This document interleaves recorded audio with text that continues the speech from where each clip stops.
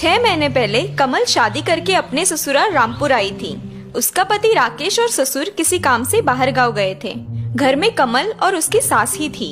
अरे बहू, तुम्हारी पिताजी ने नया टीवी देने का वादा किया था शादी में, कहीं भूल तो नहीं गए? सास की बात सुन के कमल चकित हो जाती है। अच्छा, लेकिन पिछले महीने ही मेरे बाबूजी ने नया फ्रिज भेजा है, फिर अब टीवी?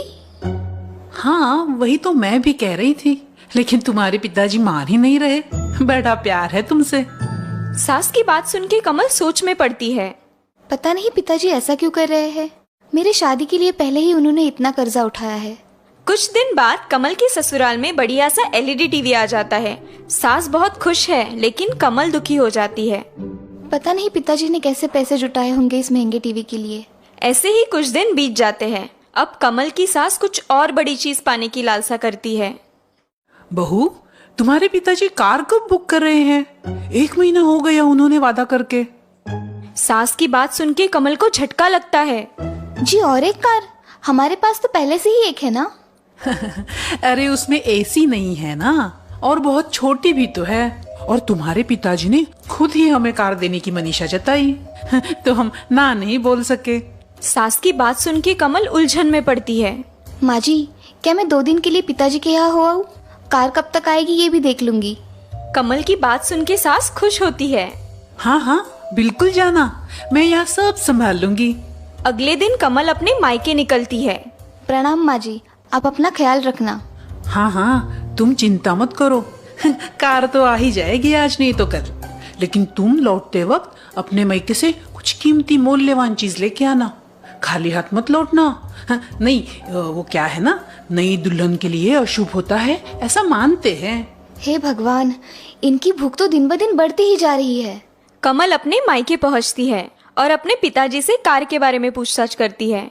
क्या कार, और वो भी एसी वाली? नहीं, मैंने तो ऐसा कोई वादा नहीं किया है, और अब तो मेरी सारी जमा पूंजी भी खत्म हुई है। अब कमल के दिमाग में सारी बात सुलझ जाती है।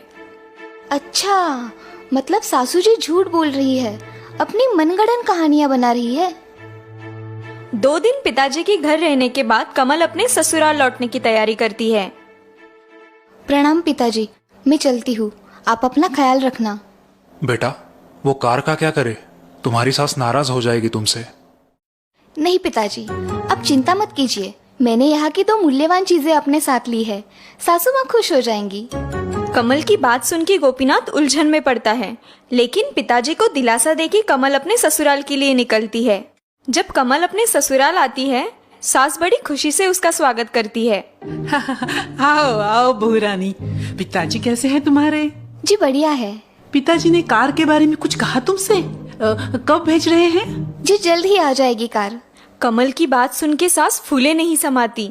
वाह वाह, ये तो बड़ी खुशी की बात है बहू। राकेश और तुम्हारे ससुर जी शहर से लौटेंगे ना, और आंगन में नई बड़ी लंबी कार देखेंगे तो बड़े खुश हो जाएंगे। वरना मुझे कोई शौक नहीं है गाड़ी वाड़ी का। जी माँ जी, मैं जानती हूँ। अच्छा अच्छा, वो सब ठीक है, लेकिन अब तुम खाली हाथ आई हो क्या? नहीं माँ जी, पिताजी ने 2 बड़ी मूल्यवान चीजें भेजी है आपके लिए। कमल की बात सुन के सास की आंखें चमक जाती है। ओह, बड़े समझदार हैं हमारे समधी जी। दिखाओ तो, क्या मूल्यवान उपहार भेजा है उन्होंने हमारे लिए। कमल अपने बैग से 2 छोटी पोतलियां निकाल के उन्हें दिखाती है। वो देख के सास की आंखें फूल जाती है। माँ जी, क्या मैं आपको ये उपहार रात के भोजन के बाद दिखा सकती हूँ? लेकिन क्यों बहू? जी, दरअसल उन्हें पोतली में से निकालने का मुहूर्त पंडित जी ने दिया है, और वो रात में है, इसीलिए। कमल की बात सुन के सास मन ही मन खुश होती है। उसे लगता है कि उस पोतली में हीरे की चमचमाती अंगूठी या फिर मोतियों की माला होगी। लगता है समधी जी ने बहुत ही मूल्यवान उपहार भेजा है मेरे लिए। हाँ ठीक है ठीक है, जैसे तुम सही समझो। एक काम करना, इस खुशी में आज भोजन में कुछ पकवान बना दो। खीर बना दो, नहीं तो गाजर का हलवा ही बना दो। राकेश और उसके पिताजी भी बिजनेस ट्रिप से आज आने वाले हैं ना। जी माँ जी, जैसे आप कहे। रात को सारे खाना खाने बैठते हैं।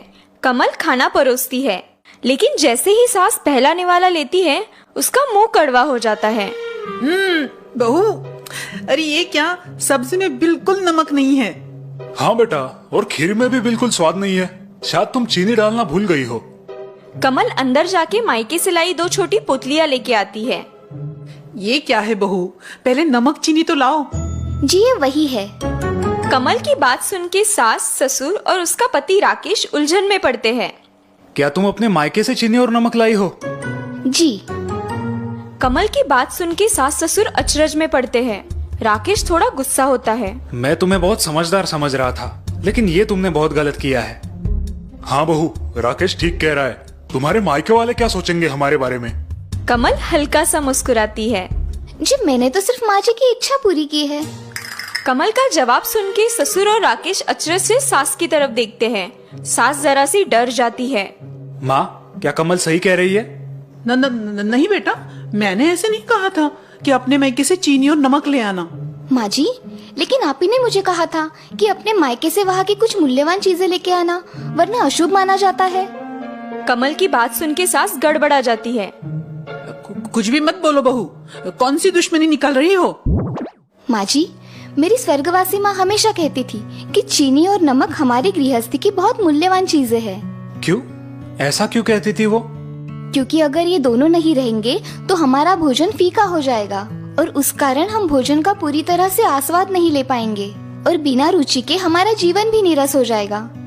हाँ, ये तो लाख पते की बात की है तुम्हारी माँ जी ने। बिना स्वाद जिंदगी मतलब बिना सुगंध के फूल, बिना पानी की नदी और बिना सुर के कोयल। जी पिताजी, बिल्कुल यही कहना था मेरी माँ का भी। बातचीत चल रही थी, तभी कमल के ससुर के दिमाग में कुछ विचार आता है। 1 मिनट बहू, इसका मतलब तुम्हारी सास तुम्हें मायके से कुछ न कुछ कीमती लाने को कहती है।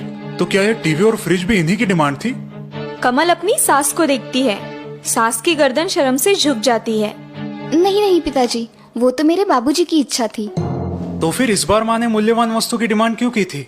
कमल मुस्कुरा के कहती है, वो शायद माँ जी मेरी परीक्षा ले रही थी कि मैं सचमुच समझदार हूँ या नहीं। ठीक कहा ना माँ जी? हाँ, बहुत ठीक कह रही है। कमल की बात सुन के राकेश और ससुर हंस पड़ते हैं। फिर तो तुम अव्वल नंबर से पास हुई हो। क्यों भाग्यवान, ठीक कहा ना मैंने? जी बिल्कुल सही कहा आपने। अब मुझे इस गृहस्थी की कोई चिंता नहीं। मैं 4 धाम यात्रा के लिए बेझिझक जा सकती हूँ। कमल रसोई में साफ सफाई कर रही है, तभी उसकी सास वहाँ आती है। बहू, मुझे माफ कर देना। मेरी लालच की वजह से तुम्हारे पिताजी को बड़ी मुश्किलें उठानी पड़ी होगी। नहीं माँ जी, कोई बात नहीं। आपने अपनी गलती मान ली, ये आपका बड़प्पन है। कमल की बात सुन के सास संतुष्ट होती है और उसे आशीर्वाद देती है। सचमुच मैं कितनी भाग्यवान हूँ जो तुम्हारी जैसी संस्कारी, क्षमाशील और विचारी बहू हमारे घर आई है।